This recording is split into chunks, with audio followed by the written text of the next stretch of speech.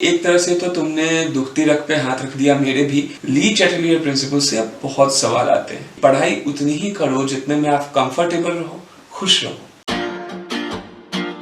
आज सुबह मेरी 10 किलोमीटर्स की एक रनिंग रेस थी।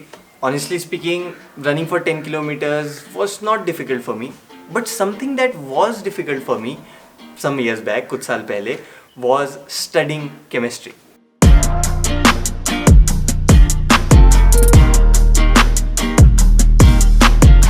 सो व्हाट इज अप गाइस, कैसे हो आप सभी लोग? तो यार, मेरा नाम यथार्थ गेरोला है और मैं बिट्स पिलानी कैंपस का 4th ईयर का एक स्टूडेंट हूँ। तो अगर आप लोग भी मेरी तरह ही हो जिसको केमिस्ट्री पढ़ने का बिल्कुल मन नहीं करता है, तो this video is made for you. तो हमारी इस समस्या का समाधान करने के लिए आज हमारे साथ है एक बहुत ही ज्यादा स्पेशल गेस्ट, विद्याभूषण सर। तो आज हम सर से डिस्कशन करने वाले हैं केमिस्ट्री के बारे में कि जेईई के लिए केमिस्ट्री को किस प्रकार से पढ़ा जाए। देयर आर बेसिकली 5 क्वेश्चन जो मैं सर से पूछूंगा और फिर सर उसका आंसर देंगे। Watch the video till the end because there is a lot that I have shared in the video. तो सर, मेरा पहला सवाल आपसे ये है कि कौन कौन सी बुक्स आप रेकमेंड करना चाहोगे स्टूडेंट्स को? पहले तो यथार्थ थैंक यू मुझे अपने YouTube चैनल पे इनवाइट करने के लिए। स्टूडेंट्स को सिर्फ एनसीईआरटी के बेसिस पर ही प्रिपरेशन करनी चाहिए।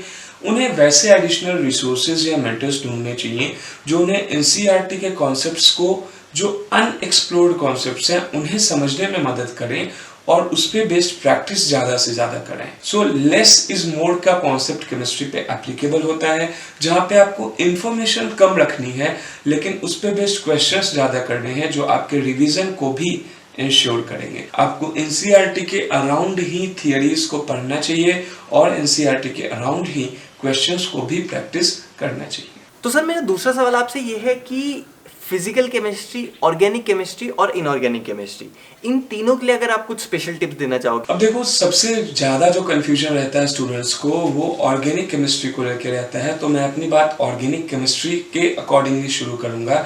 ऑर्गेनिक केमिस्ट्री में जीओसी और आइसोमेरिज्म तो स्टूडेंट्स को मैक्सिमम डिटेल में पढ़नी चाहिए। हर information, electrophiles, nucleophiles, types of reactions, उनकी बेसिक मैकेनिज्म, इन्हें बहुत अच्छे से समझना चाहिए। लेकिन उसके बाद जो सिलेक्टेड रिएक्शन मैकेनिज्म्स हैं, जैसे मार्कोनिकोव का मैकेनिज्म हो गया, सैंडमेयर्स का मैकेनिज्म हो गया, इनको बहुत अच्छे से पढ़ना चाहिए। सारे मैकेनिज्म को पढ़ने की जरूरत नहीं है, लेकिन जो भी मैकेनिज्म आप पढ़ रहे हो उनको याद करने की जगह उनमें जो आपने जीओसी में सीखा हो उसे अप्लाई करने की कोशिश करो। That will reduce a lot of effort of mastering organic chemistry. अब बात करता हूँ इनऑर्गेनिक केमिस्ट्री की। इनऑर्गेनिक केमिस्ट्री में जिस स्टूडेंट ने पीरियोडिसिटी, केमिकल बॉन्डिंग और कोऑर्डिनेशन केमिस्ट्री के कॉन्सेप्ट्स को अच्छे से पढ़ लिया है, तो जितने भी क्वेश्चन इनऑर्गेनिक के आते हैं 50% क्वेश्चंस लगभग यहीं से आते हैं। वो तो काफी आसानी से हो जाते हैं। लेकिन अगर इन चैप्टर्स के कॉन्सेप्ट्स मजबूत हैं तो एस ब्लॉक या पी ब्लॉक के रिएक्शंस को भी एनालाइज करना काफी आसान हो जाता है। तो इस हिसाब से स्टूडेंट्स को प्रिपरेशन करना चाहिए। अगर यही बात हम फिजिकल केमिस्ट्री के लिए करें तो फिजिकल केमिस्ट्री में derivations are highly important. Derivations को समझने की कोशिश में ही काफी ज्यादा एनालिटिकल एबिलिटी फिजिकल केमिस्ट्री की आ जाती है। इसके अलावा थियोरेटिकल एस्पेक्ट्स में ली चैटलियर प्रिंसिपल, क्रिटिकल कांस्टेंट जो गैसेस के लिए होते हैं वो, दीज आर हाईली इंपॉर्टेंट। तो सर, काफी स्टूडेंट मुझसे पूछते हैं कि भैया इंपॉर्टेंट टॉपिक्स बताओ। तो ये मेरा तीसरा सवाल है सर आपसे ऑन पब्लिक डिमांड कि इंपॉर्टेंट टॉपिक्स क्या क्या है, ऐसे टॉपिक्स क्या हैं कि अगर हमारे पास लिमिटेड टाइम है तो हम सबसे पहले इनको करें। अभी जो 2-3 साल के पेपर आ रहे हैं यथार्थ, मैं तुमसे ये शेयर करना चाहूंगा कि ये पेपर काफी डिफरेंट है जो पेपर पहले आते थे, जैसे तुम लोगों ने जिस टाइम पेपर दिए थे उनसे। अब जो पेपर आते हैं, अगर मैं फिजिकल केमिस्ट्री की बात करूं तो ब्रॉडली वो, अगर मैं जैसे काइनेटिक्स की बात करूं, ब्रॉडली वो integrated rate equation of different orders उस पर फोकस्ड होते हैं। अगर मैं इलेक्ट्रोकेमिस्ट्री की बात करूं तो नर्स्ट इक्वेशन का एप्लीकेशन अलग अलग स्पेशल केसेस में, जैसे पीएच और नर्स्ट इक्वेशन का इंटरप्रिटेशन, वैसे ही प्रोडक्ट्स ऑफ इलेक्ट्रोलाइसिस अलग अलग केसेस में, ये काफी ज्यादा इंपॉर्टेंट हो गए हैं। सिमिलरली इक्विलिब्रियम में ली चैटलियर प्रिंसिपल से अब बहुत सवाल आते हैं। इसी तरह अगर मैं ऑर्गेनिक केमिस्ट्री की बात करूं तो एसिडिक एंड बेसिक स्ट्रेंथ, चाहे वो कार्बोक्सिलिक एसिड का हो या फिर अमाइंस की बेसिक स्ट्रेंथ हो, इनसे सवाल काफी ज्यादा आने लगे हैं। उसके साथ साथ ही नेम्ड रिएक्शन के रीएजेंट्स के क्वेश्चन काफी ज्यादा आते हैं।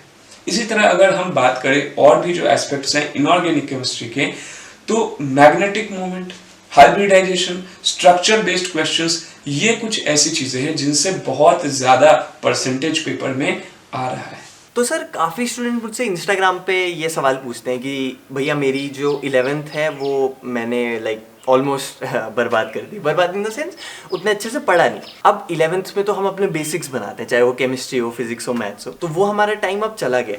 अब हमारे पास केवल 12th बची। तो सर थोड़ा सा बताइए कि बच्चा केमिस्ट्री में अगर 11th में उतने अच्छे से नहीं पढ़ पाया तो 12th में कैसे कोप अप कर सकता है? एक तरह से तो तुमने दुखती रग पे हाथ रख दिया मेरे भी, बिकॉज आई रिमेम्बर कि मेरा भी क्लास 11th बहुत ज़्यादा खराब हो गया था सिर्फ इस चक्कर में कि मैं बहुत एम्बिशियस था, ढेर सारी बुक्स जमा कर ली थी और पूरा 11th ऐसे ही निकल गया। Finally I had to take a drop, but चलो ड्रॉप में हो गया चाहिए।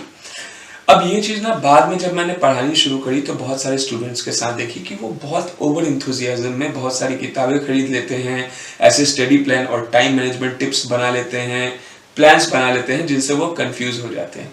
सो आई विल से कि पढ़ाई उतनी ही करो जितने में आप कंफर्टेबल रहो, खुश रहो, बट रिवीजन काफ़ी ज़्यादा करो और प्रैक्टिस बहुत ज़्यादा करो। बहुत ज़्यादा इन्फॉर्मेशन लेने की ज़रूरत नहीं है केमिस्ट्री में, प्रैक्टिस और रिवीजन की ज़रूरत है। और जिस इन्फॉर्मेशन में कंफ्यूजन हो उसको किसी मेंटर से क्लियर करो। मैं अपने स्टूडेंट्स के साथ हमेशा यही करता हूँ। मैंने कभी बहुत ज़्यादा लंबे नोट्स नहीं बनवाए, मैंने हमेशा सिलेक्टेड क्वेश्चंस पे फोकस किया और रिवीजन पे फोकस किया, और मेरे सारे स्टूडेंट्स लगभग इसी चीज़ से सिलेक्ट होते भी हैं। सो जिन स्टूडेंट्स का 11th खराब हो गया है या उन्हें लग रहा है कि हो रहा है, उनसे मेरा रिक्वेस्ट है फाइंड अ गुड मेंटर या फिर कुछ ऐसे मटेरियल्स इकट्ठे करो जिनसे आप 11th को कम समय में मास्टर कर सको, क्योंकि बिना 11th किए 12th की ऑर्गेनिक और इनऑर्गेनिक तो काफ़ी ज़्यादा प्रॉब्लमेटिक हो जाती है।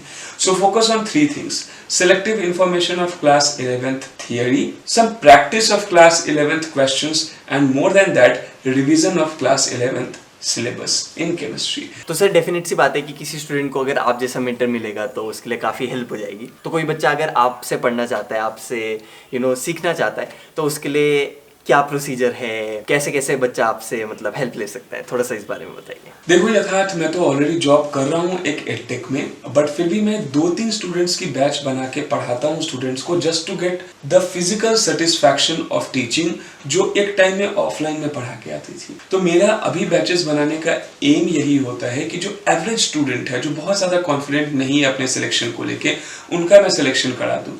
अब पिछले 2 साल से ये मैं कर रहा हूँ और 6 मंथ्स के कोर्स में डिज़ाइन करता हूँ कंप्लीट केमिस्ट्री के लिए, या फिर फिजिकल केमिस्ट्री के लिए मैं 2 मंथ्स के कोर्स डिज़ाइन करता हूँ। सिमिलरली इनऑर्गेनिक और ऑर्गेनिक के लिए भी मैंने 2-2 महीने के कोर्सेज डिज़ाइन कर रखे हैं। तो इन कोर्सेज में मेरा कोशिश जो फोकस है वो कहीं ना कहीं ये रहता है कि बहुत कम टाइम स्टूडेंट का लेते हुए मैं मैक्सिमम उसे फोकस्ड एंड वेल रिसर्च जो मेरा कंटेंट है एक्सपीरियंस के बेसिस पे, पेपर ट्रेंड्स के बेसिस पे, वो दे दूं ताकि उनका समय बचा रहे और सब्जेक्ट्स को पढ़ने के लिए। एंड आई सिंसियरली बिलीव कि स्टूडेंट वही अच्छा कर सकता है जो लाइफ में खुश है। तो मैं कभी भी ओवरबर्डन नहीं करता अपने कोर्स से स्टूडेंट्स को। मेरा हमेशा यही फोकस होता है कि स्टूडेंट्स कम टाइम में ज़्यादा सीख सकें। तो मैं अपना व्हाट्सएप नंबर बता दे रहा हूँ। अगर किसी स्टूडेंट को ऐसे भी इन जनरल प्रॉब्लम है कि रिवीजन कैसे करें, टाइम मैनेजमेंट कैसे करें, या कुछ भी उसे लगता है कि उसे किसी मेंटर से बात करनी चाहिए, they can always contact me on WhatsApp or can call me on this number which is 7979762567। एक चीज मैं बता दूं कि मैं ज्यादा स्टूडेंट्स नहीं लेता यथार्थ, मैं 2 से 3 स्टूडेंट की बैच बनाता हूं, या फिर अगर कोई इंडिविजुअली पढ़ना प्रेफर करता है तो फिर वो ज्यादा इफेक्टिव मुझे लगता है उस स्टूडेंट के लिए। So this is the way I am teaching. अभी तो मैं इस हफ्ते ही कुछ कोर्सेज लॉन्च कर रहा हूँ, but otherwise also, if any student who is connected to you, who is following Yatharth, has got any problem, they can WhatsApp me on this number or they can call me. I am always available to help them all, क्योंकि मैं चाहूँगा कि मेरा हर student या हर कोई जिसे मैं जानता हूँ वो कम से कम यथार्थ जैसा तो बिल्कुल बने। So this is what I will say, and again thank you for inviting me to your channel. तो बहुत बहुत थैंक यू सर, बहुत अच्छा लगा आपसे बात करके। Also this a special offer for you, अगर आप लोग curly10 ये जो रेफरल कोड है ये यूज करते हैं तो आप लोगों को 10% डिस्काउंट मिलेगा। एंड या that was pretty much it for the video guys. मिलता हूँ आपसे अगली बार, तब तक ले give 100% in whatever you do, be happy, make others happy and smile.